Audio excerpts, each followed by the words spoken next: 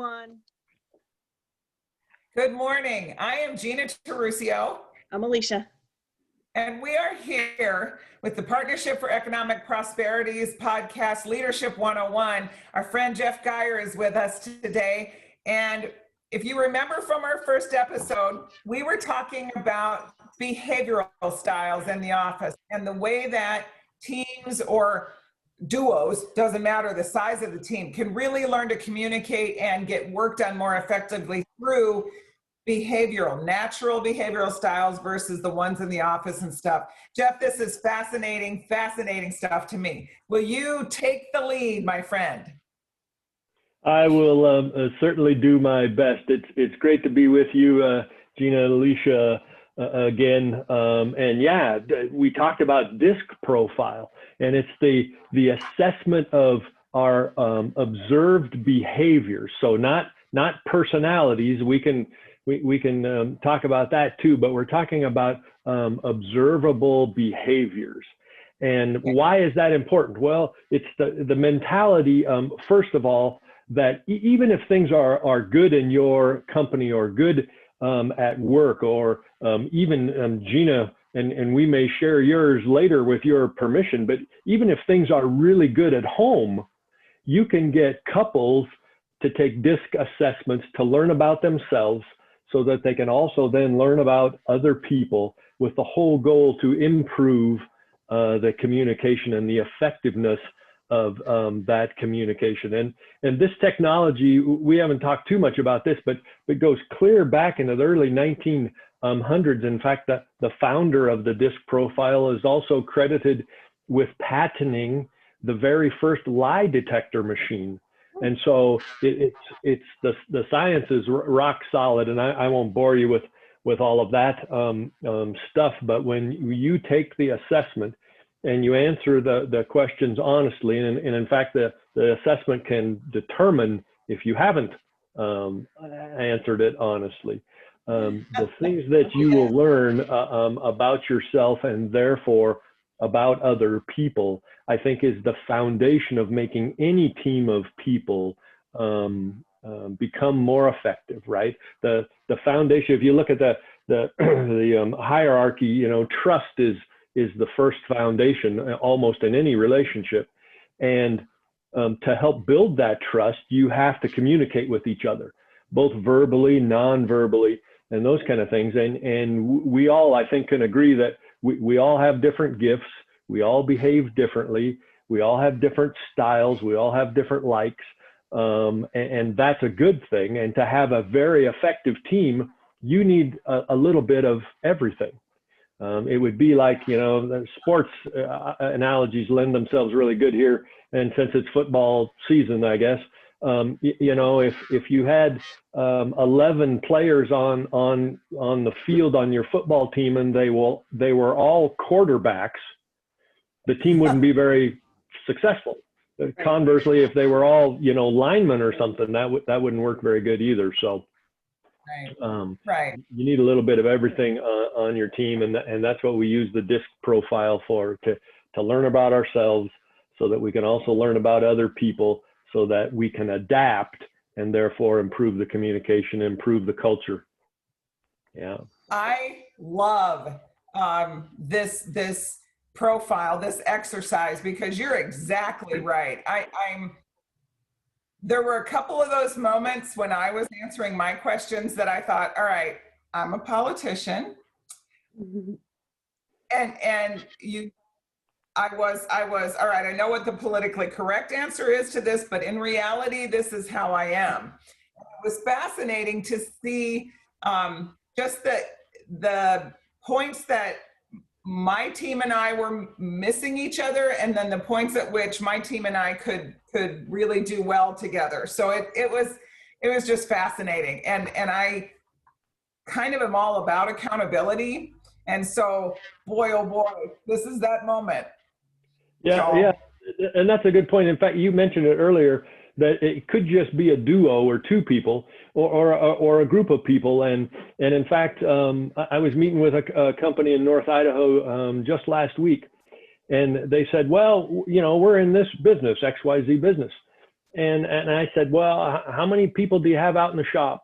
And they said, well, we got 13 guys out in the shop. And I said, you're not in the business you think you're in.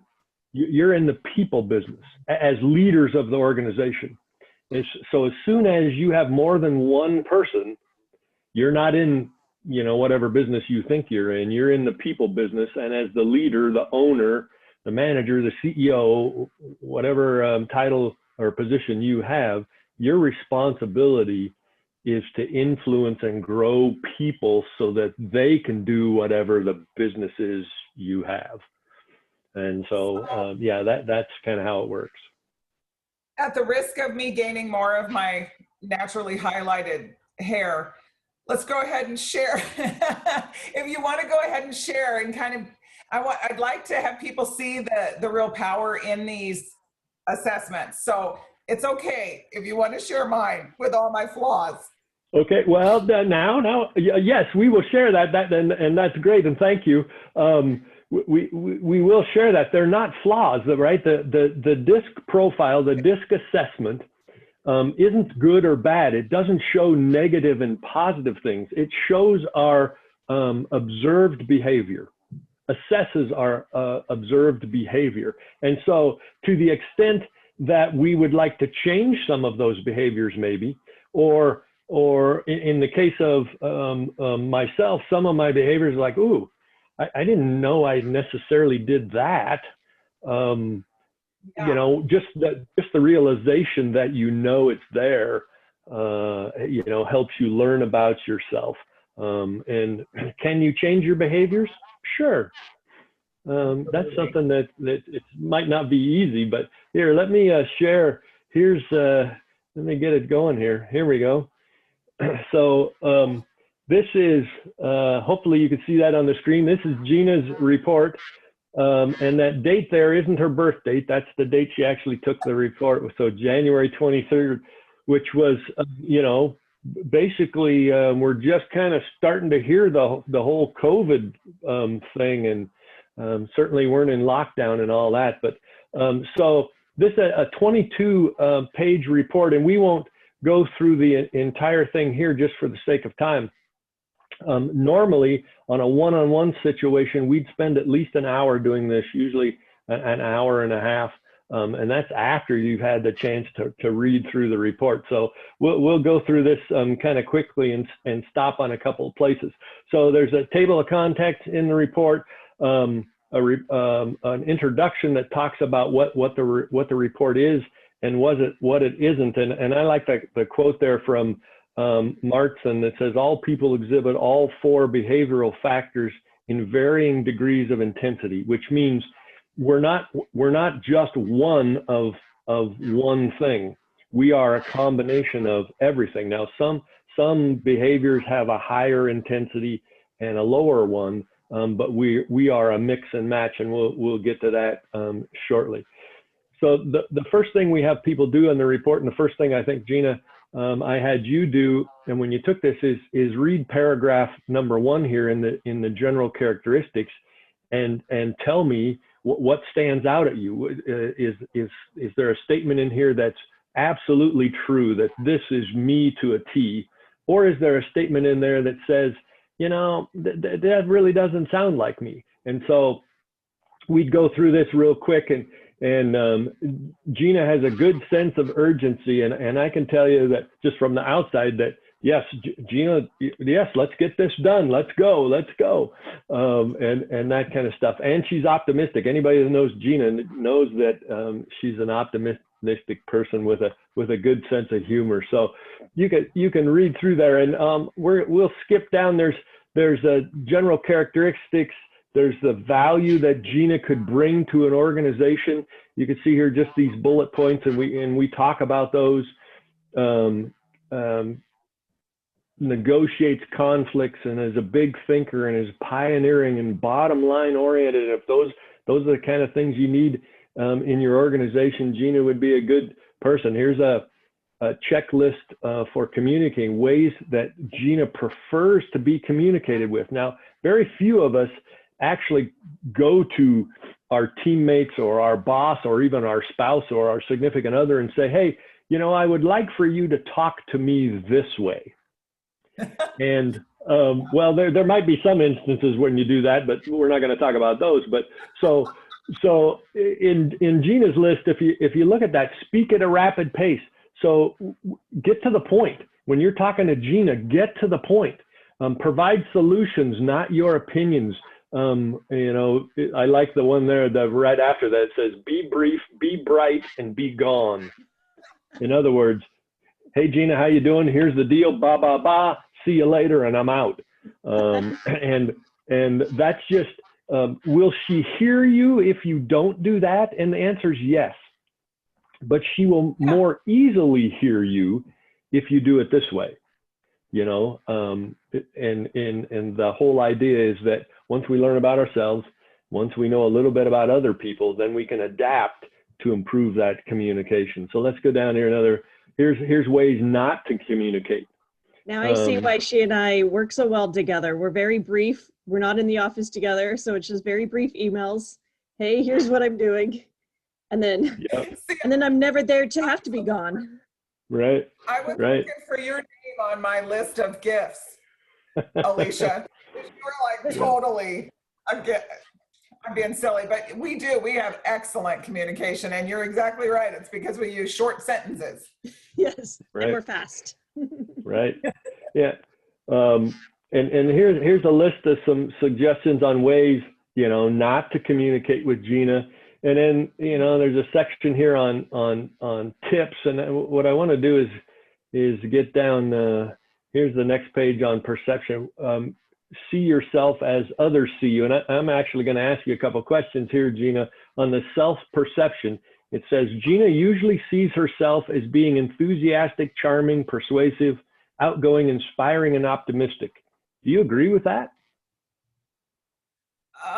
Each one of those probably certain differing degrees. I don't know that I'm an inspiring individual, but I think all of those other ones are pretty okay.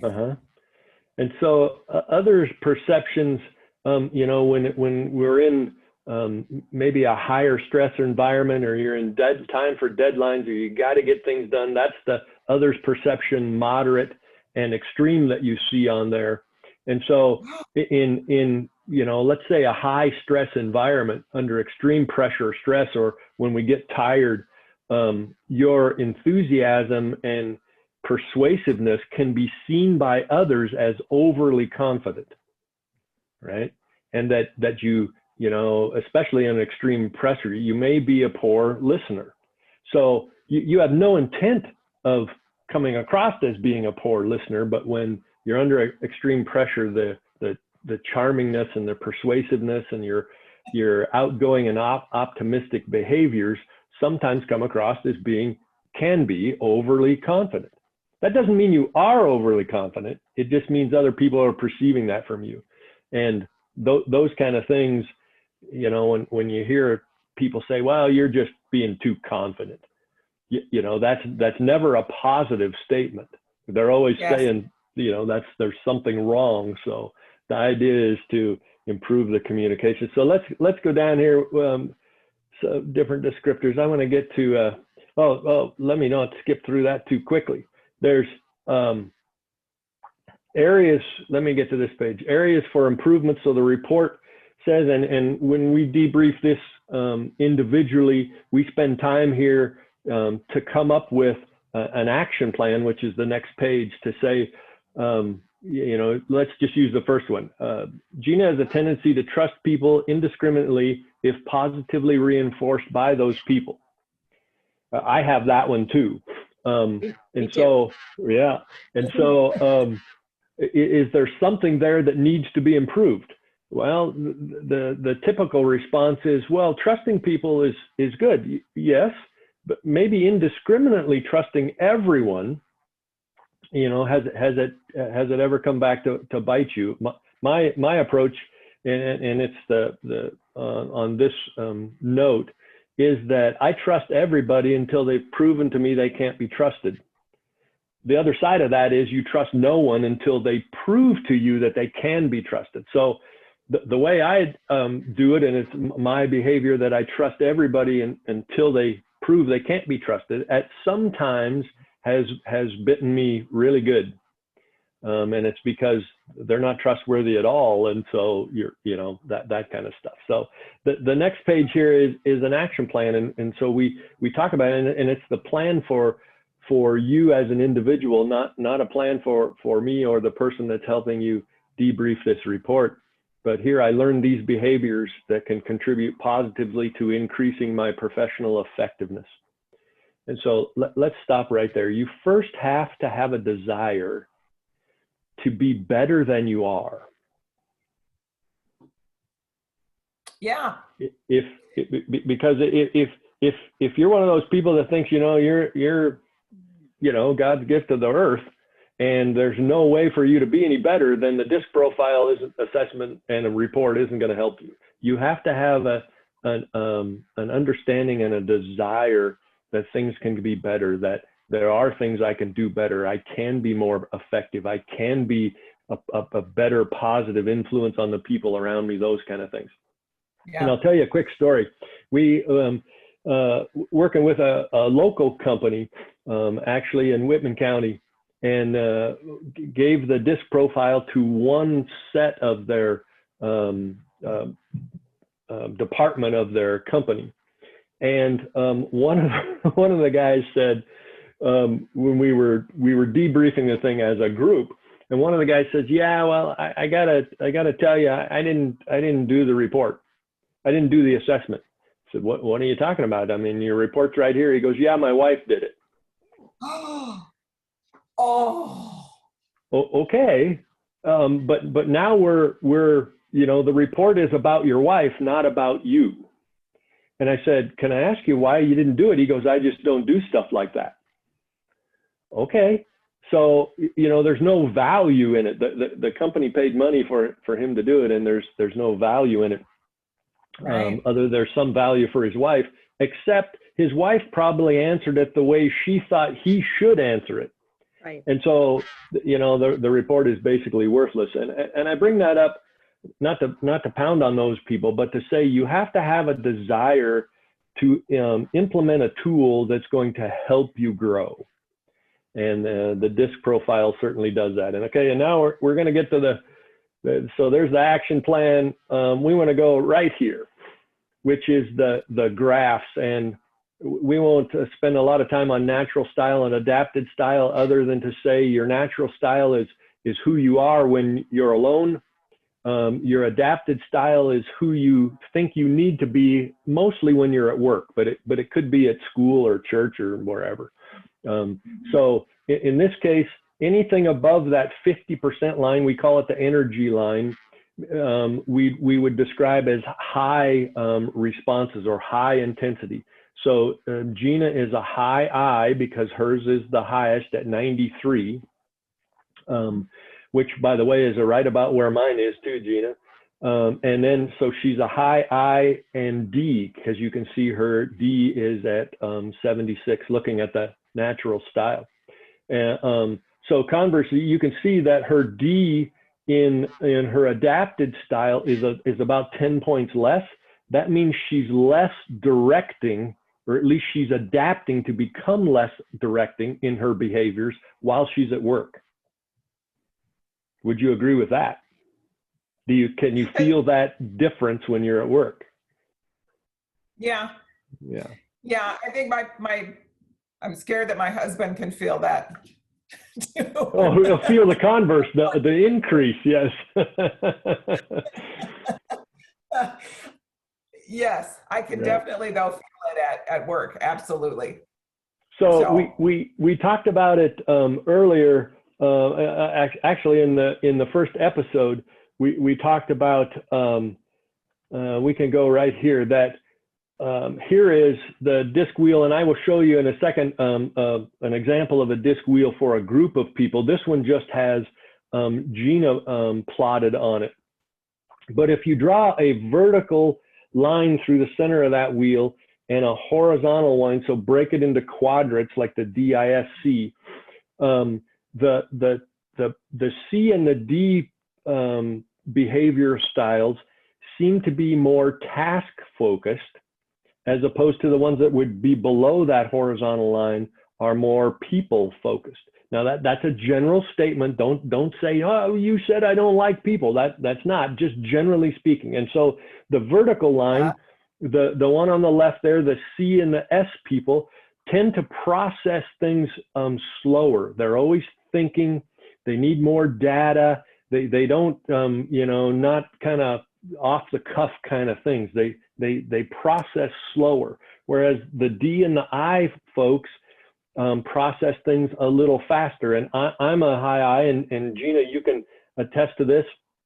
If somebody says, hey, do you want to go to dinner? My answer is yes. Where mine too. Hers too, right? And so a C or an S person's response may be more like, well, sure, I'd love to go to dinner. Where are we going? Mm-hmm. They need more information, right? So Gina has a high I and a high D.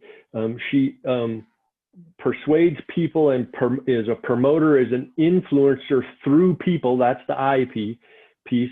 And the D part is, some people call it demanding, but it's really directing. It's more direct. I just need the facts. I make decisions quickly. Just give me the thing and let's go. That kind of stuff, not too much. So let me share. Let me, if I can figure out how to do this on my screen, I'll stop sharing here and go back over here to show you a group wheel that has lots of people on it. Here we go.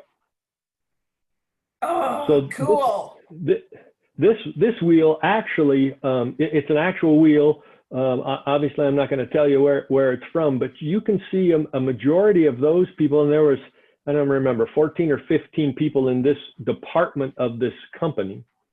Most of these people are C's and S's, meaning they process information slower. They need more, and don't misunderstand the slow thing. The slow doesn't mean dumb. Slow means pace. We're talking about pace. Their pace is just slower. They need more information to make decisions, to impact projects, how they're dealing with people. If you ask them a question, they have to think about it for a moment before they answer.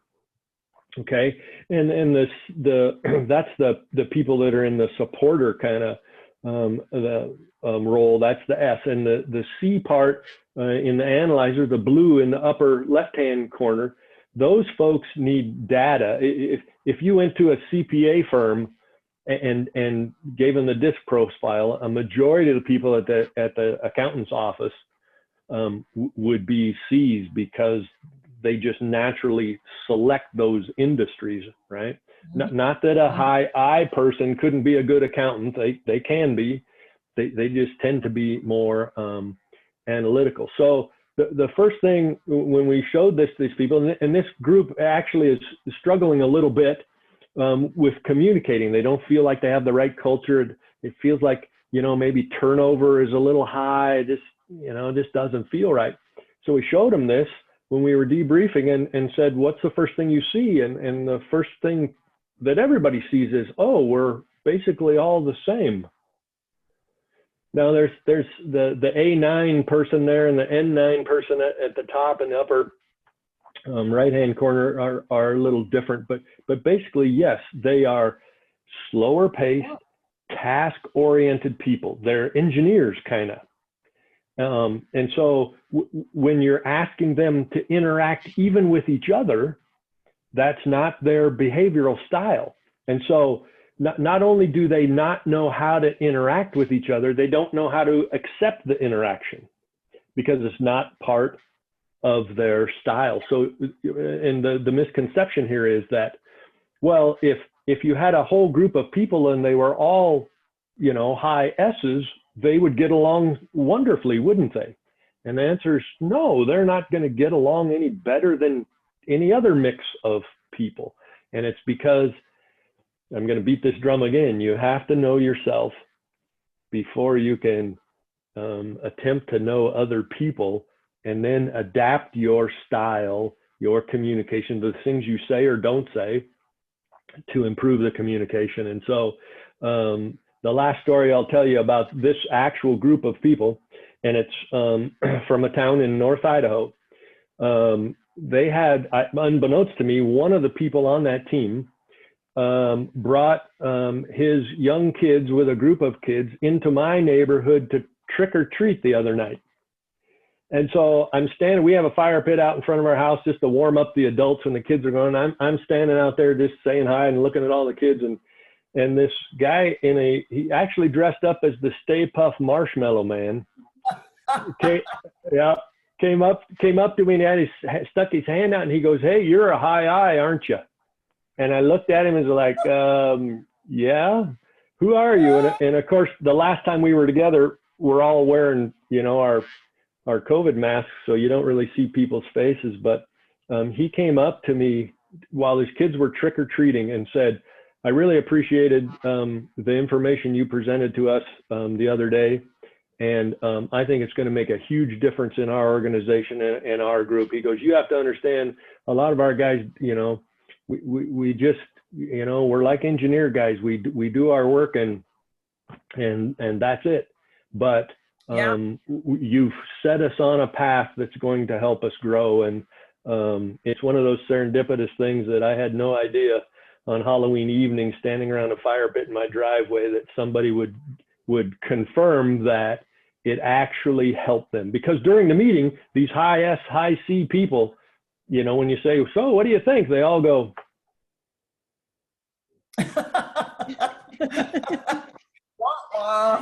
yeah, and it's because they're processing what they think, right? Mm-hmm. A high I person, Gina, you and Alicia, if you are too, somebody say, "What do you think?" You're going to say something. That's just your behavior, just my behavior. But a high S and a high C, they're going to think about it for a minute. So, this is rock solid stuff. And I guess the final thing I'll tell you today is that it's not a light switch moment. Getting a DISC profile and learning about ourselves and our behaviors and our adapted styles and our natural styles and all that stuff doesn't mean that the very next day you're going to be wonderful. Because we're still human beings, right? We still have to have the grace, I think, is really what's needed with each other to go, I messed that up, and I didn't say it right, or I didn't do it right, or I'm not talking about we need to have grace maybe for, well, I won't even go there. We should have grace everywhere. What I'm saying is this is a step in a process that sets you on a path to continually improve who you are, so that as a leader or an owner of an organization, you can impact the culture in your organization or in your business so that you can transform people's lives. And that's what it's all about, to help people win. I find this so invigorating. And again, maybe I'm a high I, but the fact of the commitment to accountability, first of all, and the commitment to the team is just so team building and so, I think this could almost be a retention tool for employers. Knowing behaviors, knowing how people are going to interact as they come in, and helping them to recognize what the team is like. This is so powerful in my mind. Yeah, I think you're absolutely right, Gina. In fact, I'll give you another story. Hopefully this relates that, and it's not stories about how wonderful the influence group is, or how wonderful Jeff is, or even how wonderful Alicia and Gina are. They're stories to show people that, and in some respects, we're all kind of in the same place, that we all don't know what we don't know. And so working with a company, again, this is a North Idaho company, and one of the principals, owners, said, "Well, Jeff, I don't know if I should spend money, on this kind of stuff." And because it costs a little bit of money, not a lot, but a little. And I said, "Well, tell me more about that." And, "Well, half of our people have been here for less than a year, and I'm not sure I want to spend any money because I don't know how long they're going to last." And that's a mindset thing. that we have to deal with first before we start educating people about who they are and who other people are. So the mindset there is, boy, you're in the people business. You're not in the, business you think you're in. And you have to invest in your people to get a different result. Right. And it's not, and in that respect, and I know this comes across as a sales pitch, and I absolutely don't intend it to be. You have to invest in your people. It's not an expense. Those people are what are generating the revenue and all the things that come out of all the reasons you are in business is through those people, assuming you're not in a sole proprietorship and you're the only person. And so the analogy I gave her was, the farmers around here, they all planted winter wheat this fall, and they know they're not going to harvest it till next July. And they fertilized it and they weeded it, and they're going to spray it in the spring and they do all those things. And here's the question for you. Did every seed that they planted, has it sprouted or will it sprout? Every seed. And the answer's no, of course not, right? Some just don't. Yeah. But they still fertilized every acre. They're still going to weed every acre. You're right. Yeah. They take care. They've invested in the entire thing, even though they know there's some small percentage. In the case of wheat, it's somewhere around 2 or maybe 3% of the seeds don't germinate. They still invested. Conversely, if they didn't do any of that, didn't fertilize, didn't weed, nothing, and they planted, would some of the seeds grow? Yeah. Of course, the answer, it's yes, some smaller percentage. So there's, half of the people had been with this company for less than a year. The other half had been there longer than a year. So some of them are growing in spite of what you're not doing. Yeah. But more of them will grow if you invest in that crop. And I'm not, that analogy, just because we're in a farming community, but people aren't seeds, but we have to invest in our companies, in our businesses, and those investments need to go into the people that are producing whatever it is you're producing. I agree. And this is a good place to start. I want to stop us there, because I think we're going to have people on such a high that, after a while, you just get to that threshold of too much information, and kind of your head explodes, or at least mine does. Yeah. That's my goofy behavior. But I think that, this whole thing right behind your head is the Power to Lead banner. To me, this is absolutely kind of the gist of this entire platform of our leadership podcast. I really believe that knowing yourself, because that's really the only thing you can influence or change in your life, knowing yourself and knowing how your behaviors are and how they're perceived is exactly the power that you need to be able to just even get along. I mean, there's just so much there. So I want to thank you for this huge, it's like I had super coffee this morning talking to you. I want to come back, and I want us to maybe have Alicia take this test. And we can make that happen.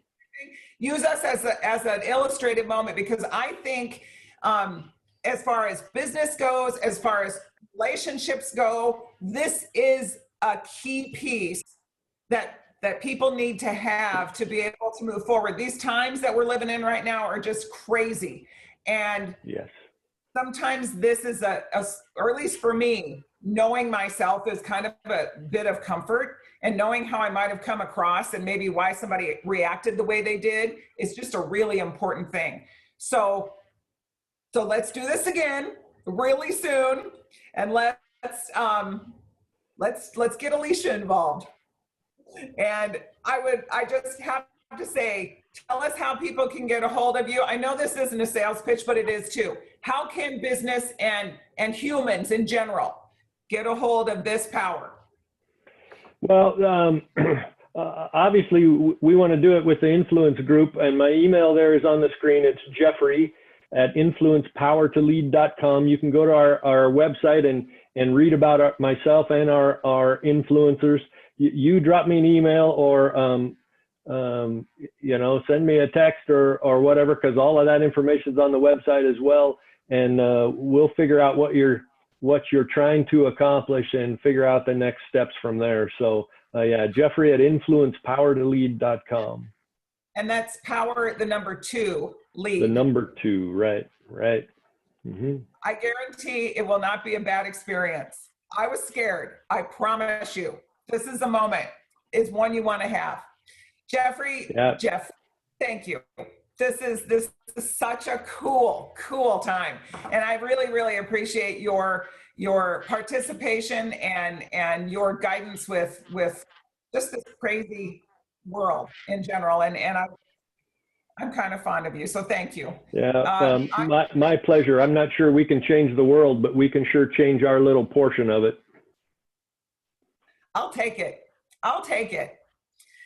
Once again, I'm Gina Terusio.